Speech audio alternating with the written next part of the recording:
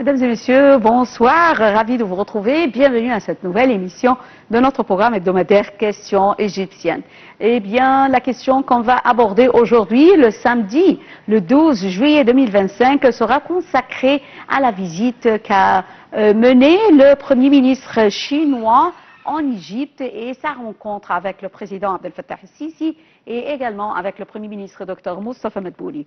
Mais avant de commencer notre débat, nous allons voir ensemble un commentaire concernant le président Abdel Fattah el-Sisi qui est arrivé aujourd'hui à Malabo, capitale de la Guinée équatoriale, pour participer à la réunion de coordination des chefs d'État de l'Union africaine. Plus de détails dans ce compte rendu. Le président Abdel Fattah el-Sisi est arrivé aujourd'hui à Malabo, capitale de la Guinée équatoriale, pour participer à la 7e session du sommet de coordination semestriel de l'Union africaine.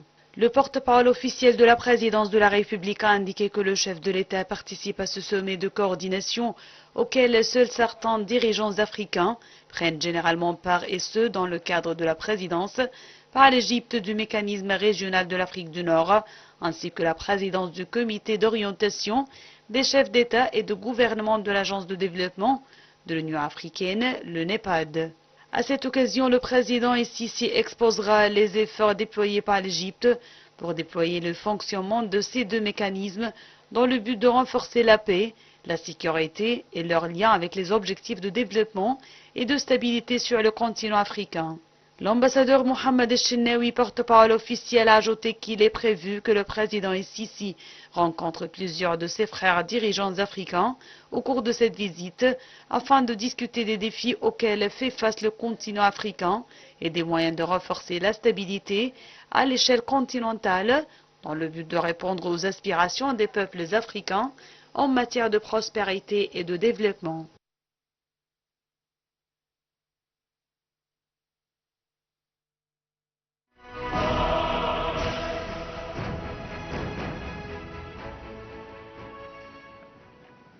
Retournons à notre sujet. Alors, le président Abdel Fattah el-Sisi a reçu jeudi M.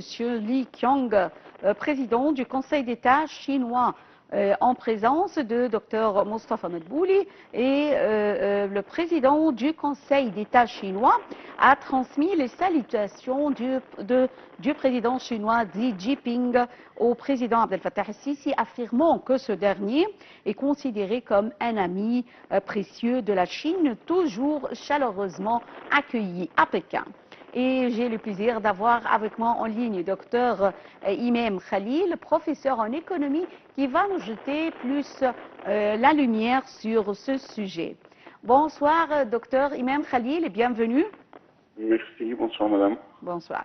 Alors, tout d'abord, les deux chefs d'État ont annoncé que cette rencontre, plutôt le président Abdel Fattah el-Sisi et le chef du Conseil d'État chinois, les deux ont déclaré que cette visite revêt d'une importance très critique et que la Chine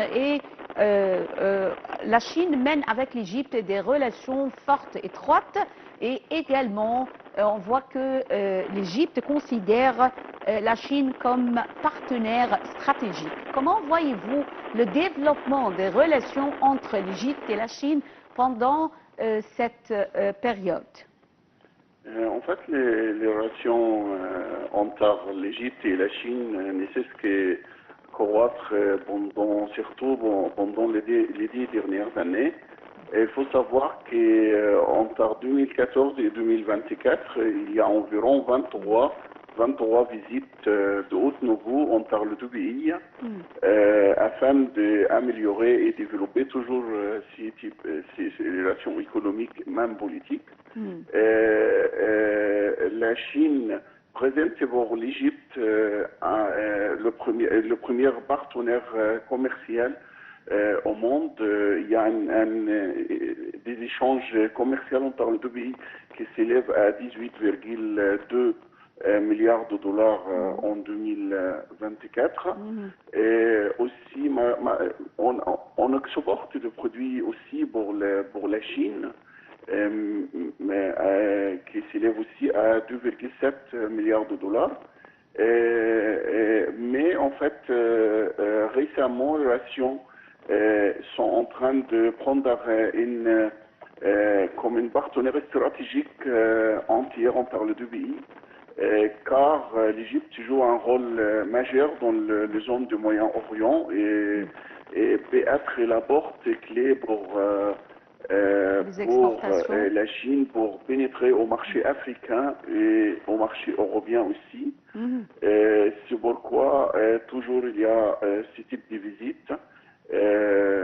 On peut bien sûr détailler plein de types de coopération économique entre les deux pays, si vous voulez, et surtout maintenant en termes d'investissements étrangers. La Chine a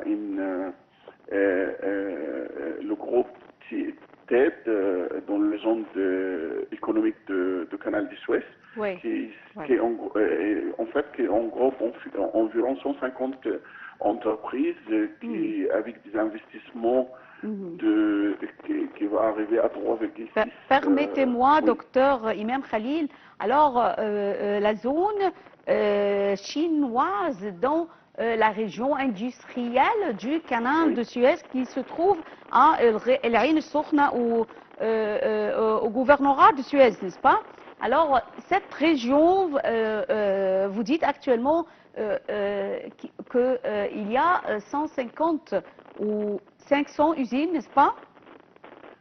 Environ, en fait, en Égypte, il y a environ 2500 usines chinoises, en fait, entreprises chinoises qui s'investissent en Égypte actuellement. Mais dans les zones économiques de Canal de Suez, il y a environ 150 entreprises de grande taille qui s'investissent dans de quoi s'agissent ces usines? En quel secteur spécifiquement la Chine s'intéresse en Égypte, dans cette zone ou bien dans les autres villes de l'Égypte? Je vous entends très mal, madame. En quel secteur, notamment, la Chine s'intéresse avec ses usines en Égypte? Ces usines se sont concentrées sur quoi? Je vous entends pas très bien, mais ce que j'ai compris, que bien sûr, il y a des domaines précis dans les nouvelles technologies, dans l'échange des technologies, les échanges technologiques, aussi dans certains domaines pharmaceutiques aussi. En fait, la Chine voit l'Égypte comme je vous viens de dire, comme une porte pour l'Afrique et aussi en même temps porte pour l'Europe, parce que l'Égypte elle garde toujours des relations économiques même avec les États-Unis.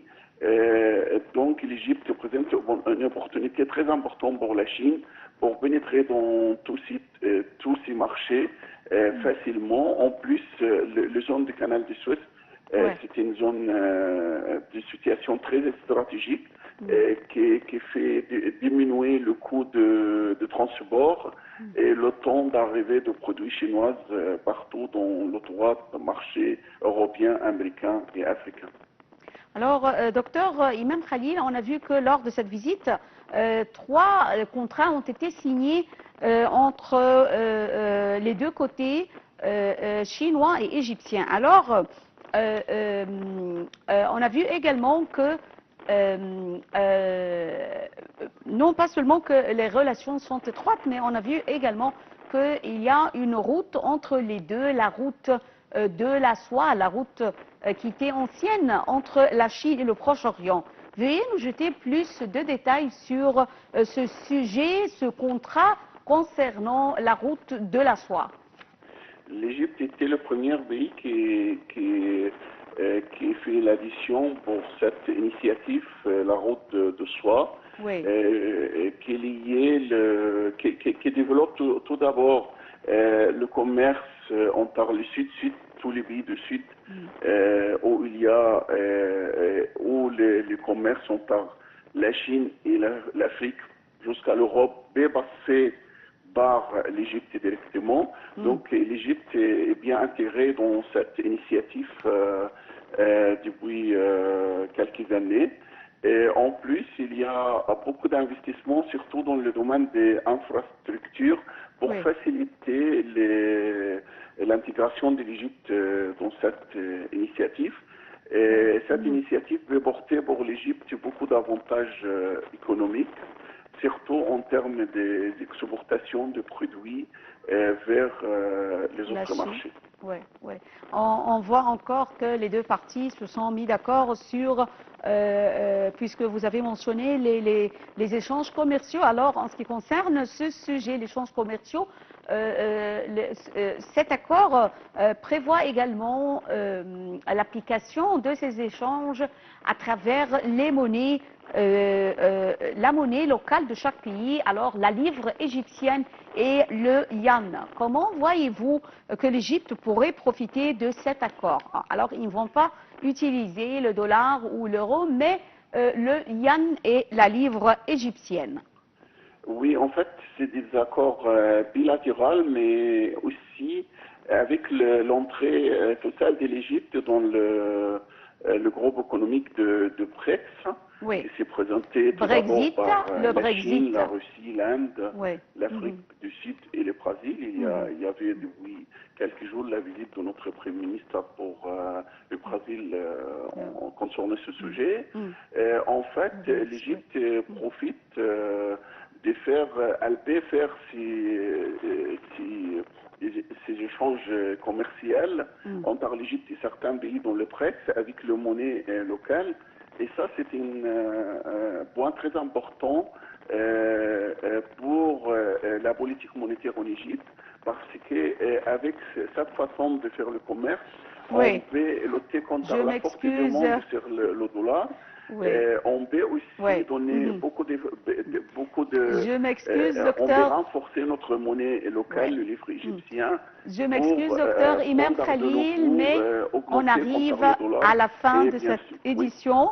Je m'excuse, docteur Imam Khalil, et bien sûr, vous seriez avec nous une prochaine fois, puisqu'on arrive à la fin de cette édition de notre programme Questions égyptiennes.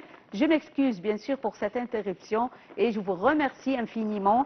Alors, je vous rappelle, j'avais avec moi en ligne docteur Imam Khalil, professeur d'économie. Merci. Merci à vous et bonsoir. Mesdames et messieurs, nous parvenons à la fin de cette édition de notre programme hebdomadaire Questions égyptiennes. Et rendez-vous la semaine prochaine, mais avec une autre question égyptienne. Bonne soirée.